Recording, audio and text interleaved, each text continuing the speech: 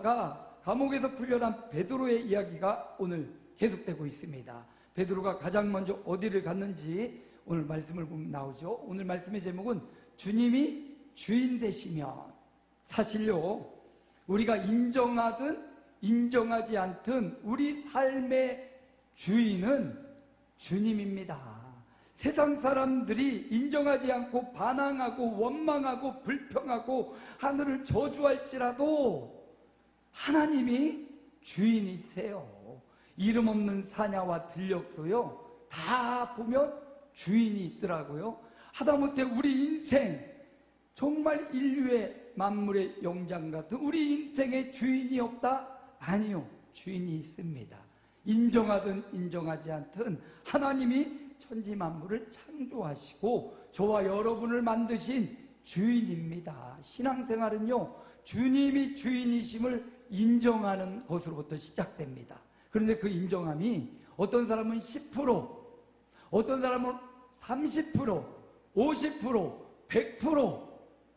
여러분은 어떠십니까? 여러분의 삶의 주인이 주님이심을 100% 인정하며 나아가는 삶이 신앙생활이라는 사실, 다시 한번 마음에 새기면서 주님을 주인으로 모신 베드로의 삶을 한번 살펴보기 원합니다.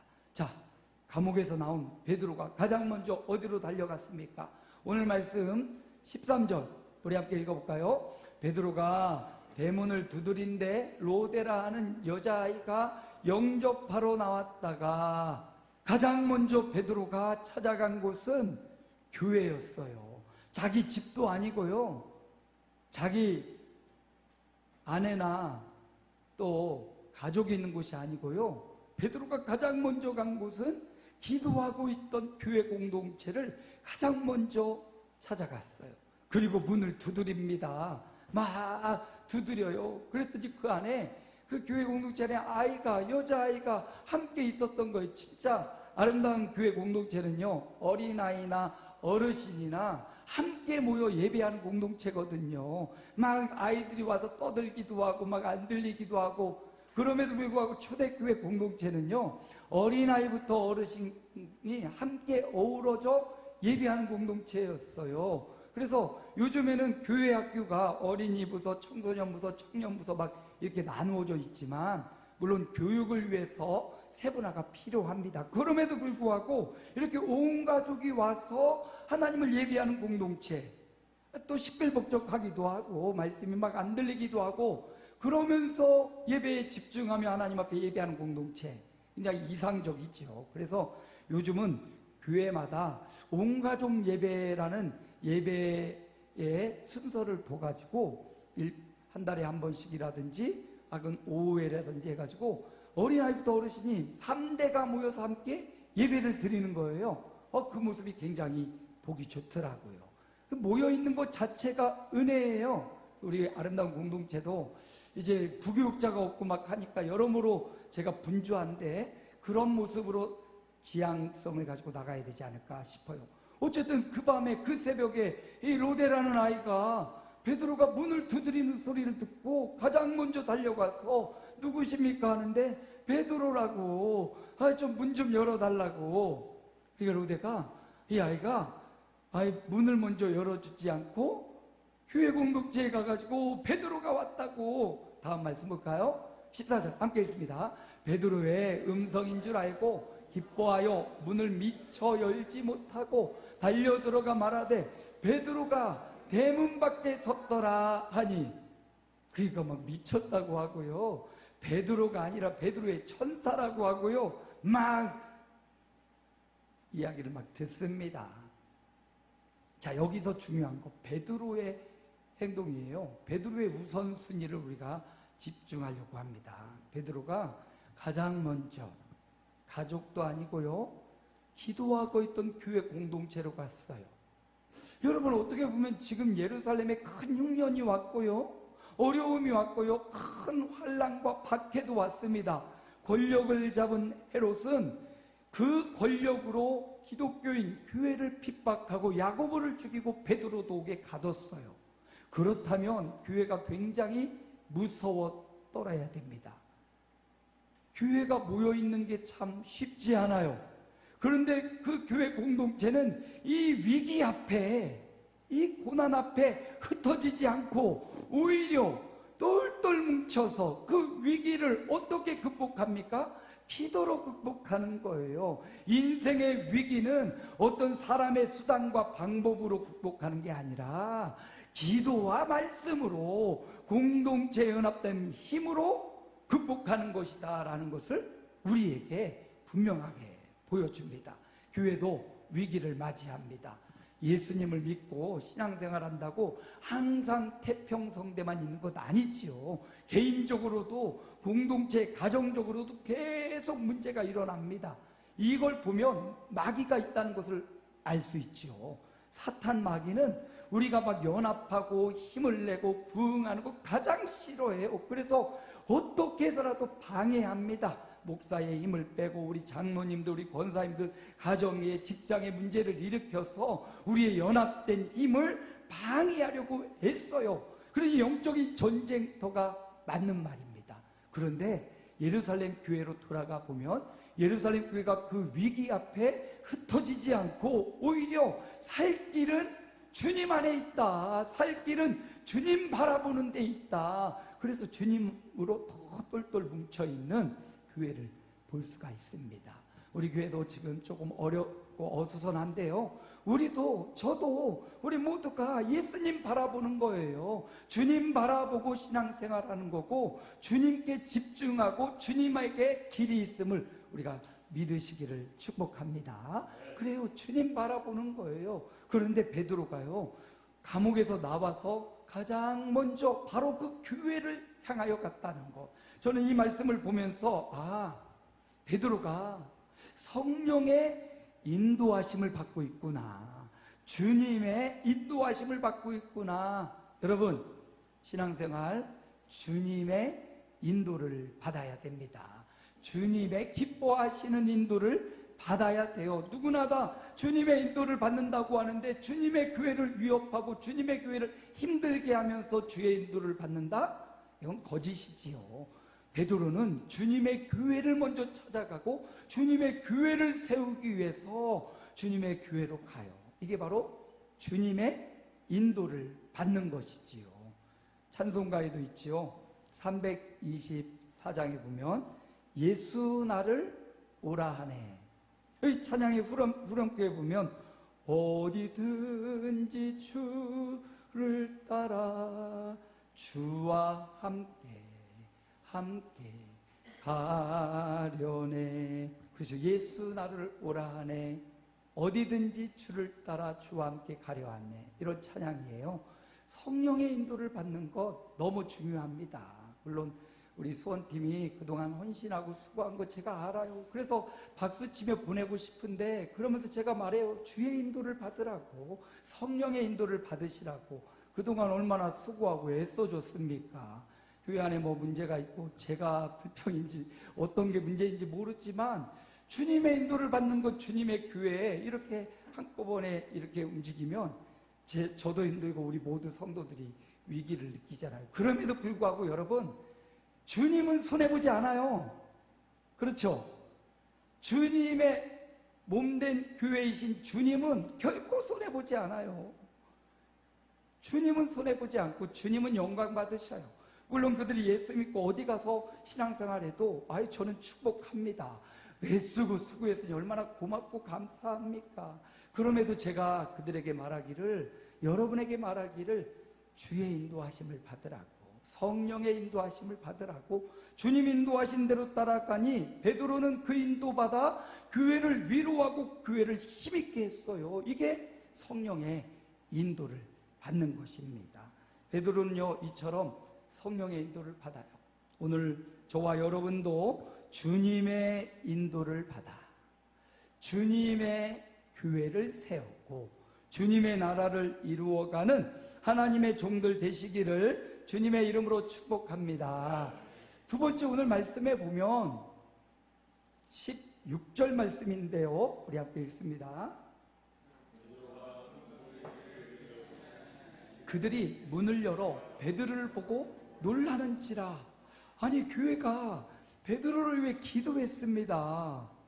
간절히 기도했어요. 베드로가 뭐 살려달라고 기도를 했을까요? 아니면 어떻게 기도했을까요? 근데 베드로가 눈앞에 딱 나타났는데 베드로를 보고 깜짝 놀라요. 이게 어찌된 일인가? 뭐라고 기도했지?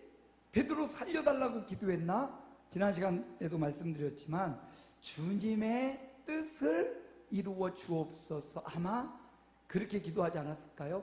우리도 기도하는 제목들이 있습니다. 내가 직장, 또 사업장, 또 내 건강, 또 우리 가족.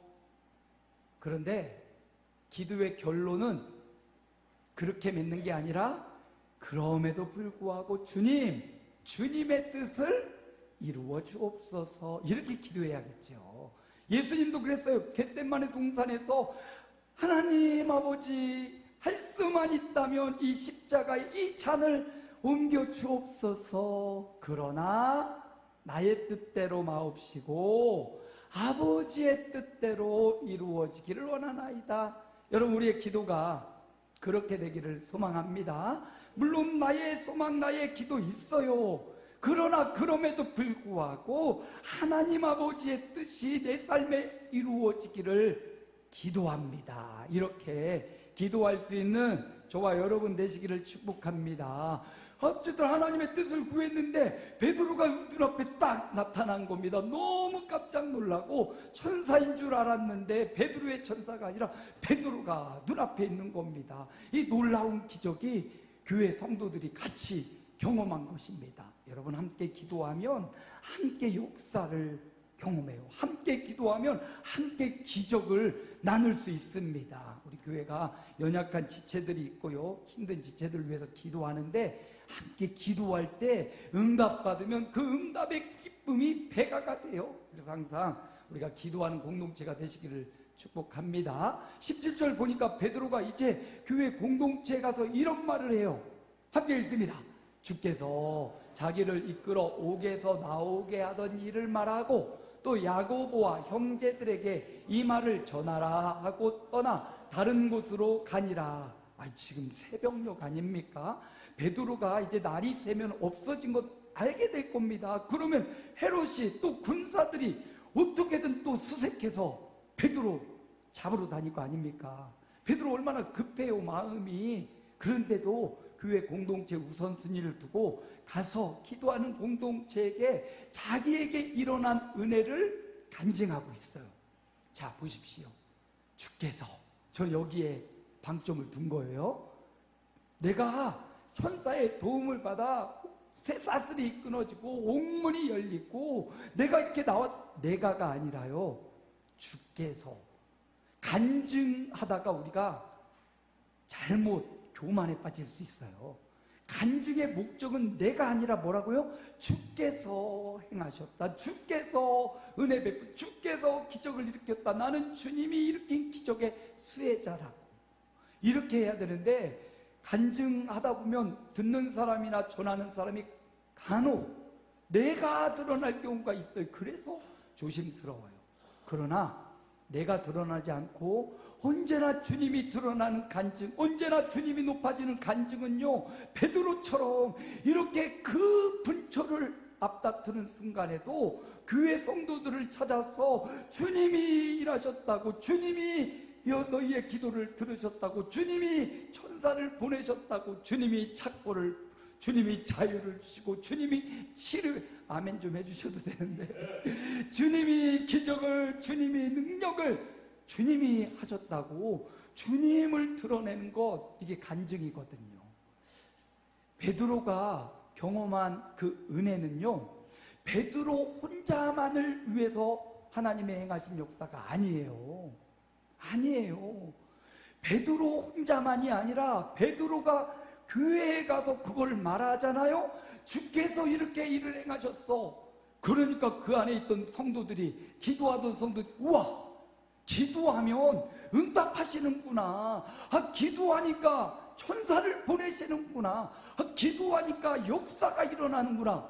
온 성도들이 함께 베드로가 경험한 은혜를 같이 경험하고 같이 담대해지고 같이 능력을, 힘을 내는 그런 역사가 일어났습니다. 그러므로 여러분 삶에 일어나는 은혜와 여러분 삶에 일어나는 기적, 여러분 삶에 일어나는 치료와 회복, 그냥 나 혼자 간직하고 끝내지 마시고요. 주변에, 교회에도, 여러분의 사랑하는 사람들에게도, 그들은 못 느끼고 그들은 모르거든요. 근데 내가 말하면 그게 씨앗이 되어서 언젠가 그들도 하나님 앞에 돌아오는 분명한 역사가 일어납니다. 그러니까 베드로가 주님의 인도하심 따라 교회를 찾아왔고요. 주님의 인도하심, 주님의 은혜를 지금 교회 앞에 이렇게 나누고 전하고 있는 거예요. 그래서 우리도 그렇게 살라고 오늘 베드로를 통해서 우리에게 보여주시는 겁니다. 우리 주변에 큰 은혜들이 많이 있더라고요. 우리 가정 신방하면서 보니까 그 가정마다 하나님이 베푸신 은혜들이 많아지고, 그 은혜가 제가 이제 강단에서 또 힘이 되고 또 그 말씀을 간증으로 이렇게 전할 수 있는 그 거리도 굉장히 많더라고요. 그래서 대신방이 굉장히 개인 가정을 방문하는 게 불편하기도 하고 요즘 시대에 어울리지 않는 것 같기도 하지만, 가정 방문해서 그런 은혜를 나누면서 우리의 신앙이 이렇게 성장하는 거예요. 조금 불편하지만 이 신방을 통해서 여러분의 이야기를 저에게 들려주고 제가 또 이렇게 나눌 수 있는 그런 기회가 있잖아요.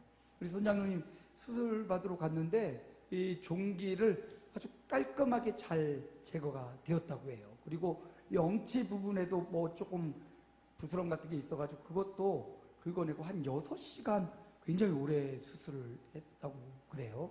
그런데 그걸 잘 긁어내가지고 거의 완벽하게 제거된 것 같다고, 다른 데 막 퍼지지도 않고 완전히 제거가 되었다고, 가기 전에도 기도하고 막 새벽에 나오셨길래 수술 전날 막 우리 장로님하고 같이 김동혁 장로님하고 안수기도도 해주고 막 그랬거든요.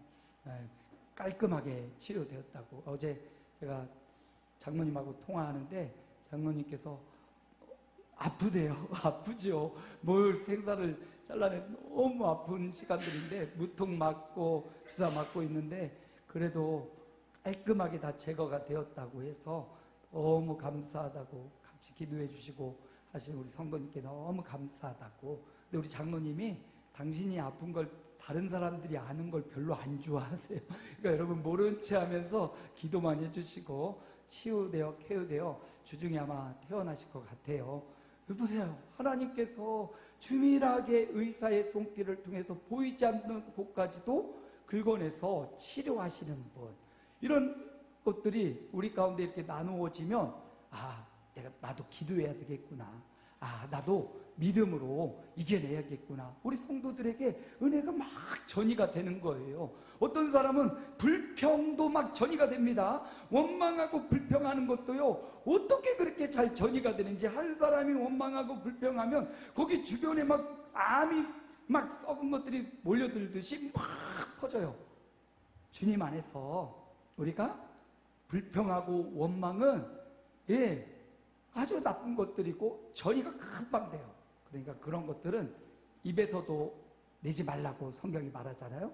은혜로운 이야기, 하나님이 주신 은혜의 이야기, 하나님이 우리를 거룩하게 인도하는 인도의 이야기, 이런 이야기가 베드로가 교회에서 주께서 하면서 주님의 이야기하듯 저와 여러분의 삶에서도 주님의 은혜가 더 많이 나누어지고 더 많이 전해지는 이런 역사가 있기를 축복합니다.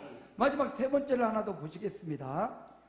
오늘 말씀 18절 말씀인데요, 함께 읽어볼까요? 날이 새매 군인들은 베드로가 어떻게 되었는지 알지 못하여 적지 않게 소동하니.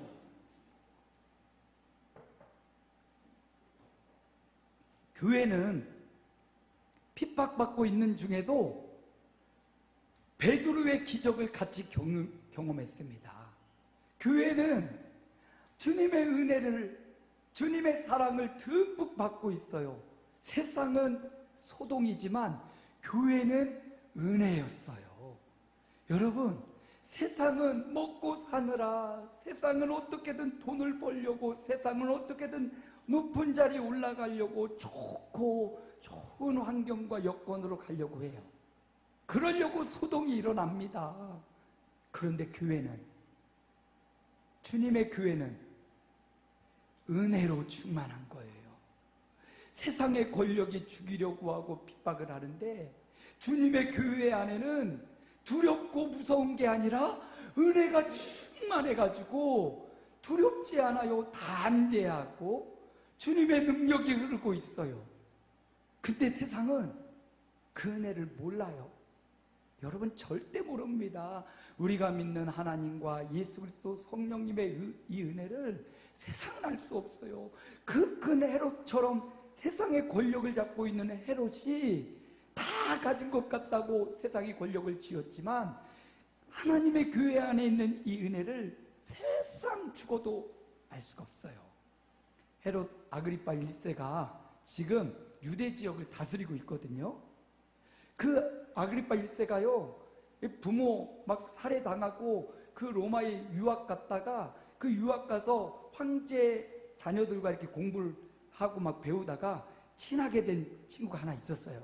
그 친구에게 막 아부를 떨면 넌 황제 후예니까 너 황제가 될 거야 막 하면서 아부를 떨었는데 어떻게 하다 보니까 그가 진짜 황제가 된 거예요.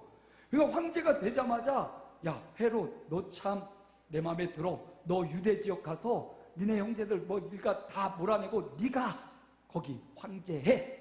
그래서 아부 잘해가지고 지금 헤롯이 아그리파 1세가요 유대에 와가지고 자기 친척들 형제들 다 몰아내고 자기가 권력을 붙잡은 거예요.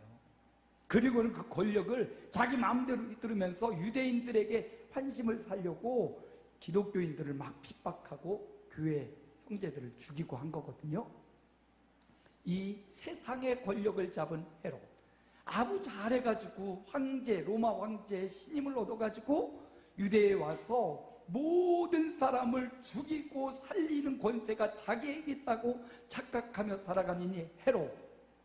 다음 주에 보지만 이 헤롯이 비참한 최후를 맞이해요. 여러분, 세상은 주님의 은혜를 알지 못해요. 누가 알아요? 교회가 알아요. 그러니 그 알지 못하는 세상 사람들을 우리가 비웃거나 뭐 낮추는 게 아니라 불쌍히 여기고 그리스도 안에 있으면 이 은혜를 알고 그리스도 안에 있으면 창조주가 누군지 주님이 누군지 주인이 누군지를 알게 돼요. 긍휼히 여기고 불쌍히 여기는 마음이 필요하죠. 교회는 알아요? 세상은 알지 못해요. 어떻게 베드로가 나갔지? 이렇게 단단히 세문으로 사람으로 쇠고랑을 지어놨는데 어떻게 어디로 갔지? 세상은 알지 못해요. 교회는 알아요. 누구는 압니까? 베드로는 알아요. 아무것도 할 수 없는 쇠사슬에 매여 있었는데 그런 나와 함께 하시는 주님, 그런 나를 위해 천사를 보내시는 주님, 그런 나를 사랑하되 끝까지 사랑하시는 주님을 베드로는 알아요. 주님 사랑을 받아봤기 때문에, 주님 사랑을 받고 있기 때문에. 베드로만 압니까? 베드로가 가서 가장 먼저 교회에 가서 말해주니까 교회도 알아요. 교회 성도들도 알아요. 하나님이, 우리 주님이, 주인 되시는 주님이 자기 백성을 얼마나 사랑하는지, 교회를 얼마나 사랑하시는지 교회도 알아요. 누구만 몰라요? 세상만 몰라요. 여러분은 아시는 하나님의 백성이십니까? 이 은혜를 아는, 이 사랑을 아는. 그래서 베드로가 어떻게 했을까요? 마지막 말 19절 말씀 함께 읽습니다. 헤롯이 그를 찾아도 보지 못하매 바수꾼들을 신문하고 죽이라 명하니라.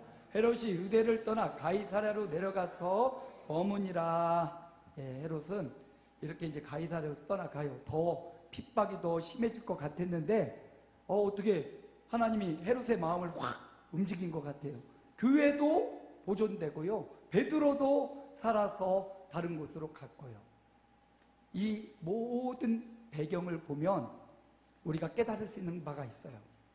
주님이 주인이시구나. 주인 되신 주님이 베드로를 끝까지 사랑하시는구나. 주인 되신 주님께서 성도들을, 교회들을 끝까지 사랑하시는구나. 주님의 사랑을 저는 본문 말씀에서 찾을 수 있었어요. 헤롯이 죽이고 싶어서 다 죽일 수 있다? 아니에요. 아무리 권세가 많고 힘이 많아도 하나님이 허락하지 않으면 죽일 수 없거든요. 하나님의 권력 아래 헤롯도 있고 세상 권력도 있거든요. 우리는 그걸 믿습니다. 하나님의 권력을 믿어요. 만물을 크게 하심과 강하게 하심이 주님의 손에 있음을 우리가 믿잖아요. 그래서 여러분, 우리 성도들은 주님의 사랑을 믿는 거예요. 참새 한 마리가 한 앗사론에 팔리는 것도 하나님의 뜻 안에, 결정 안에 들어있다고 했어요. 하물며 참새 한 마리가 팔리는 것조차 하나님의 손아귀에 있다면 하나님의 형상으로 지음받은 저와 여러분은요, 이보다 귀하지 아니하냐 말씀하시잖아요. 저와 여러분의 삶도 죽음도 주님의 손아귀에 달려있다. 주님의 사랑 안에 담겨있다. 그래서 오늘 저는 이 말씀을 보면서 주님이 베드로를 정말 사랑하시는구나. 교회를 정말 사랑하시는구나. 그 사랑을 받은 베드로 교회는 어떨까요? 사랑을 받았어. 더 많이 사랑받아야지 이게 아니라 이렇게 고백했을 것 같아요. 주님, 나도 주님을 더욱 사랑합니다. 그런 고백 나오지 않았겠어요? 이런 기적과 이런 은혜를 체험한 베드로가 나만 더 사랑해 주세요 이게 아니라 나도 주님을 더욱 사랑합니다. 저는 이런 고백이 나왔다고 봅니다. 저와 여러분의 고백도 주님 사랑받은 저와 여러분이 주님 더욱 사랑합니다, 이런 고백이 나오기를 축원합니다. 말씀을 맞춰요. 주님이 주인이십니다. 100%예요. 그러나 우리는 살다 보면 50%로 떨어지고 10%로 떨어질 때도 있어요. 그러나 다시금 100%로 올라가시기를 축원합니다. 주님이 주인이셔요. 주님이 주인이시기 때문에 성도들은 어떻게 살아야 되냐? 첫째로 함께 읽어봅니다. 주님의 인도 따라 살기. 성령의 인도 따라 살기. 주님의 인도하심 따라 살기. 내 감정, 내 느낌, 내 생각 따라 살지 말고요, 주님의 인도를 받아야 돼요. 목사님도 아니고요, 주님의 인도를 받는 게 신앙생활이에요. 그리고 두 번째 함께 읽습니다. 주님의 인도 나누고 전하기. 베드로 혼자만의 인도가 아니었어요. 교회 공동체의 믿음의 성도들을 위한 은혜였어요. 베드로가 가장 먼저 교회에 가서 주께서 주님을 전하잖아요. 은혜를 나누는 삶이 필요합니다. 마지막 세 번째 함께 읽습니다. 주님만 더욱 사랑하기. 내가 먼저 주님을 사랑한 게 아니래요. 내가 주님을 사랑한다고 그렇게 헌신하고 봉사하지만 주님이 나를 사랑하는 거에 비하면 정말 보잘것없는 것 아닙니까? 제가 지난주에도 말씀드렸지만 우리가 주일날 요즘 주중예배 힘드니까 주일날 한번 이렇게 나와서 정한 시간 정한 장소에 예배 드리는 것, 그리고 뭐 봉사하고 헌신하는 것 소중해요. 너무나 귀합니다. 그러나 여러분, 주님이 나를 사랑하는 거에 비하면 주님 앞에 드리는 이 헌신과 수고 물론 귀중하지만 주님의 사랑에 비하면 주님의 종, 주님의 뜻을 따라 내 시간, 내 정성 구별하여 드리는 것 너무나 작아요. 그러나 최고의 정성을 다해서 하나님 앞에 드려지는, 그래서 주님 더욱 사랑합니다 고백하는 저와 여러분 되시기를 주님의 이름으로 축복합니다.